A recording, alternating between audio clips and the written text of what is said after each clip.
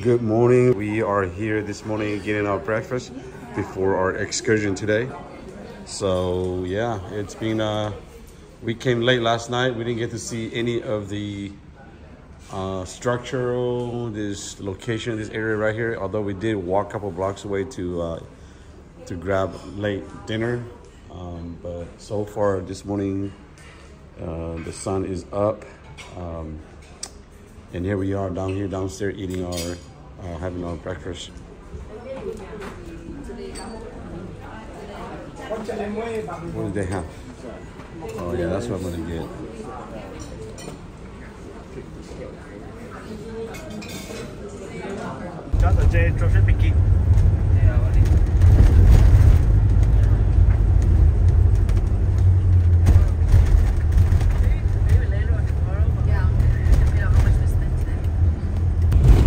We have been climbing these mountains the last 30 minutes, huh? Yeah. And this would lead us to the Hmong village up on top of the hill. So yeah, so today we are gonna go visit the Hmong village up here. Oh, một sáng sớm muốn ra một lát, then muốn đợi bé muốn là sẽ ra muốn chó. Nếu như muốn xí phá的话啦，就bé muốn đợi cái gì呢？山路Doi Pui有冇咗？山邊嘅路上邊我冇春天啦嗬。哦。春天路上邊。誒。路上好多住喺浪路上冇得山。人哋入邊冇就上滿咗啦咧。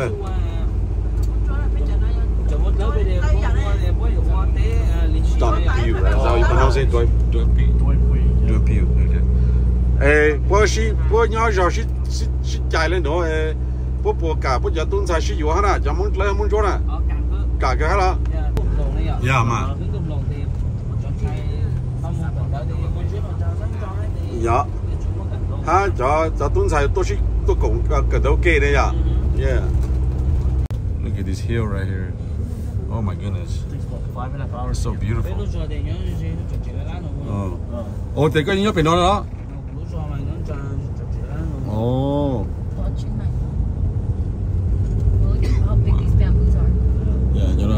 Cho nó mong hùa sống tổ trừ đó. Sống tổ trừ cho nó luôn này.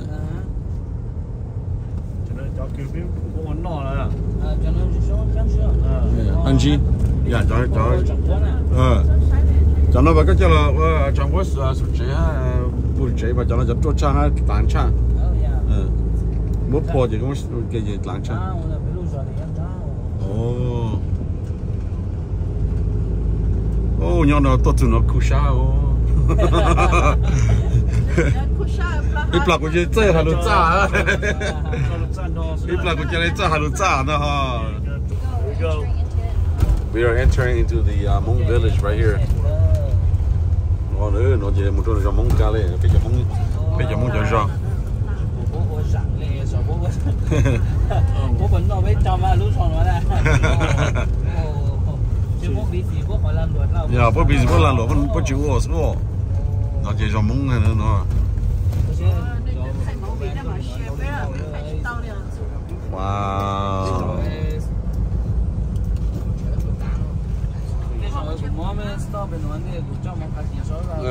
Tao mà vì nói có mà lên một chế thì có mà lên luôn. Nó thì ngang cho Hmong thì tên nó cho Hmong. Chỉ cho trong kiểu như qua cứ mua khổng nó chỉ Hmong tăng lên bây giờ. Một thái to hả?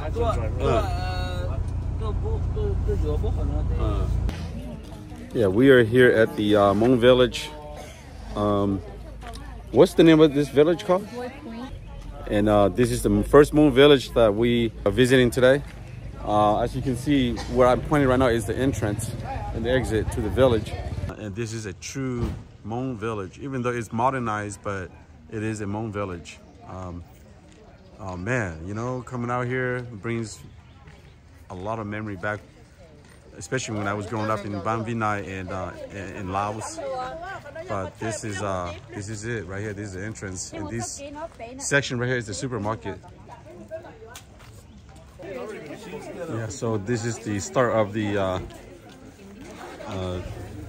shopping center.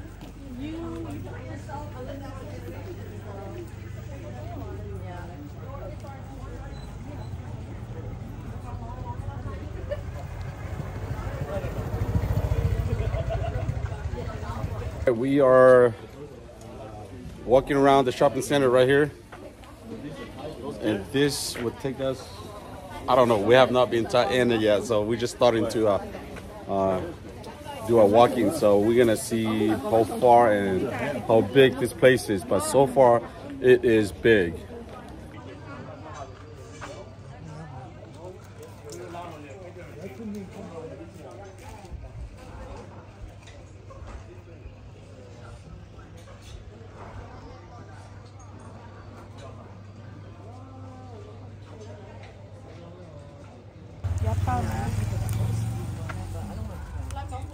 Yeah.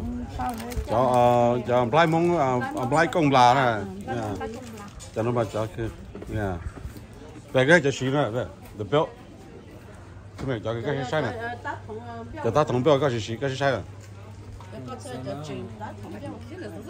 I want even a more old school one than that. Nó mà gì bên chỗ ít nữa. Yeah, very old fashioned. Ít lại luôn nè. Ít lại luôn xuống nè. Đó.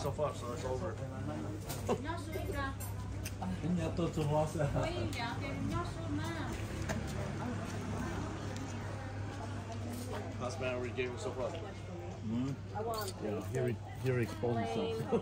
Who? Last man. So it's over. I know. Here we get.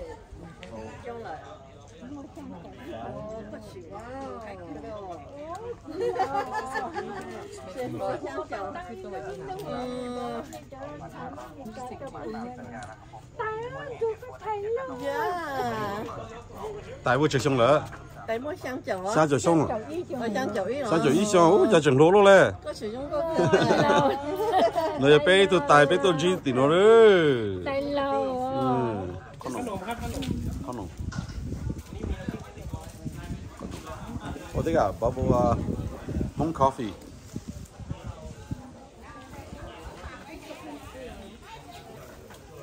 Wow. This is a real true Hmong stores, Hmong shops, Hmong creation.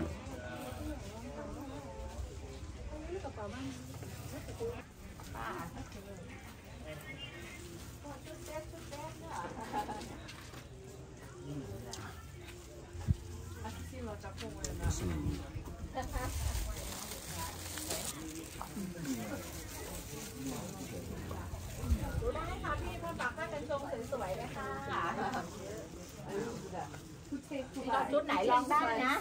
Cái lon thẳng lái nó, lon lần từ lái nó. Cái nhà từ lái mà.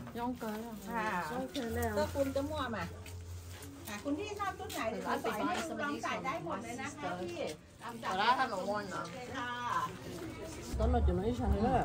cái nhà tao bây giờ tôi mua là cái gì nhỉ? No, it's like macadamian.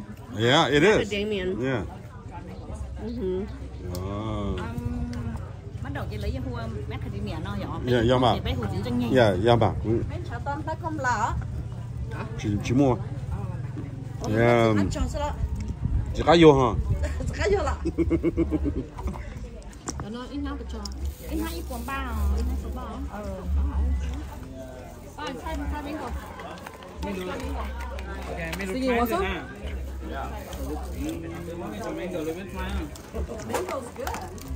Nên có cá không? Cho chị trồng bò cá không? Cho nó cảm thấy nó chưa? Ôi, nó đừng nhón lấy trâu. How much are they, Auntie? Ít quần ba. 100?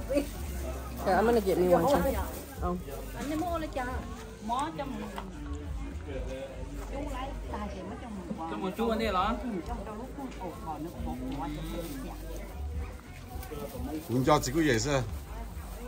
Bây giờ cho nó tao lại.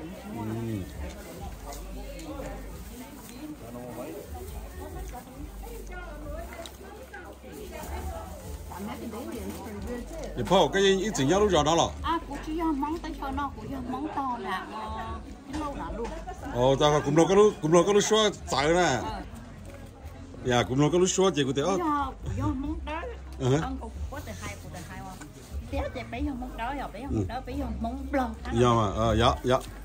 bây giờ muốn nói gì hay là muốn chở lấy cho món mi ta lo chỉ lại lo nó của hai lúa giờ có hai lúa tới cho món tao cũng dạ món nào của tôi họ cũng nói cái hai lúa cái bao thì cái muốn mà hai lúa bây giờ muốn lo thì muốn mi cà này à vậy nó có hai lúa cái bao thì cái bao rồi bây giờ strawberry từ lúa nếu mấy ai à bây giờ thì mà bây giờ giờ lúa rồi cho nên nó mấy ai cho cái chỉ băm bó bây giờ do mà yeah dạ chỉ băm bó thì chỉ strawberry hả chỉ băm bó chở giờ mình nó sẽ vừa应该感觉你了。我好像是说了有些包是清的了。要嘛，听歌的哈呢，不然要一定没找的。不是他都像那个这不咩，等大家好啊，特别是做字嘛，就那个很保守。哎，要了嘛。他都不得大那种啊，要了嘛。bé là po bây giờ cho nào muốn lu thì chỉ mình cả thì bây giờ tôi chủ tế nó thì bây giờ bao rồi dạ bây giờ bao rồi thì cho nó là cho nó kỳ sao cho nó nhận đâu phải cho nó kỳ sao cho nó bên một chỗ lắm để bên một chỉ cho phẳng nó bây giờ nào muốn mình cả này là cái là chụp bây giờ muốn giờ muốn làm gì chứ hay khu sa cơ lên dù muốn ta luôn dù còn giống như tìm món giờ luôn dù anh là tí tiền dù còn giống tí là tí chỉ là cái này giờ luôn giờ nhưng mà tránh ta lên giờ là mà well, that was nice. Do you like those shirts up there? Oh yeah, I didn't. Huh? Snap a pic.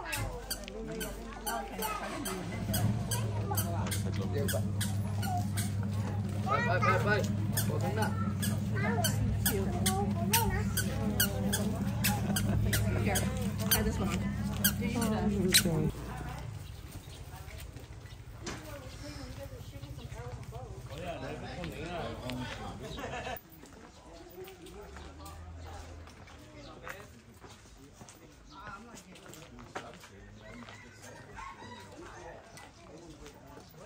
Legit backpacks. They sure do. Yeah. All bambooed out. These bags are a lot softer. I think because they've been processed. Like I felt them. It's softer. How much were they?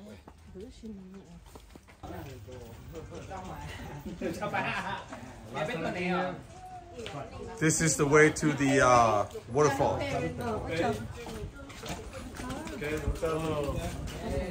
Can we stop by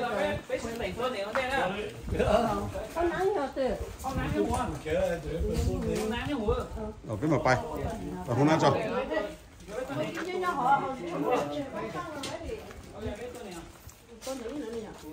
Hey, oh, trash right here.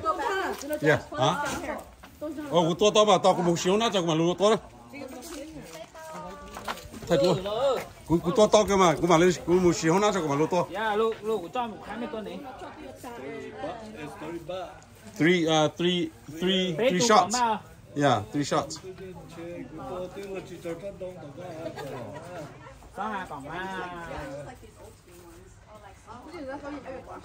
Oh, cú chỉnh cho cao cho này. Yeah, hold on, cú sai rồi, chứ rồi. Mấy sáng của tôi nó bơi từ nè. Nó bắt blow. Oh, chứ, nó bắt sùn. Ôi một sùn mệt lắm. Oh, there's in the papaya. Wow! Trời ơi. Biết tụi á.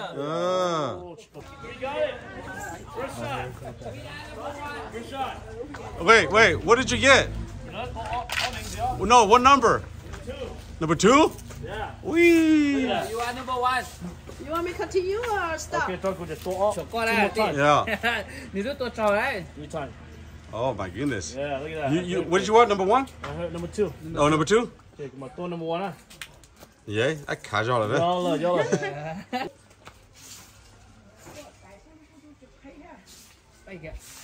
Oh, vô luôn. Giờ mới gì? You got one more shot. Okay, you know mà One more shot. tôi number 1. Tôi nhớ chọc cái sao đi. For me.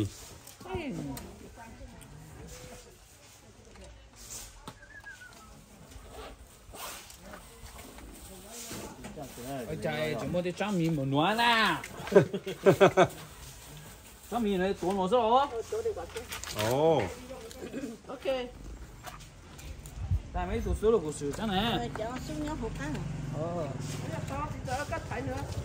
Got it? Which one you aiming for? One. Cool.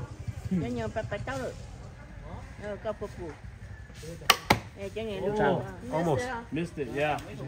Nhiều cái giò là. Thank you. You throw number E.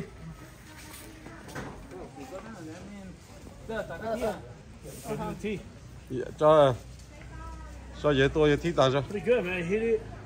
A little bit buzz, still hit it. After all the wine tasting and seeing how. Down my bottle, I think that's pretty good. Number 4. Tôi number 4 á? Okay. Number off kìa. Number all, okay, number all. Number off của Thị các cô. I'll take a picture of this one.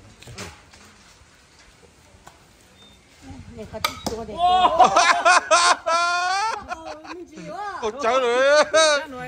Tôi luôn number cho nào. Đi chụp khá đây đấy. Đi chụp khá đây. Number E. Number E đó. Chưa hai chiếc phèo đó.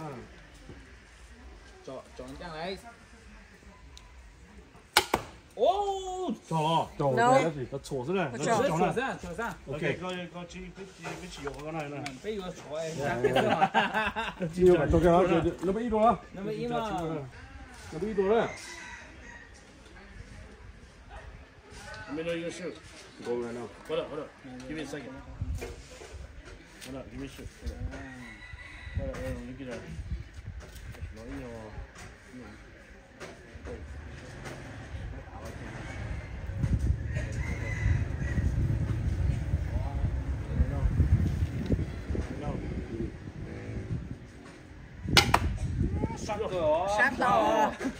Sát đâu rồi? Ok, thế là vừa nó mới blow á. Cái gì tô lúc lâu xưa? Tôi number all. Cái tô lúc papaya xưa cái này. Tôi number all. Tôi number all kìa.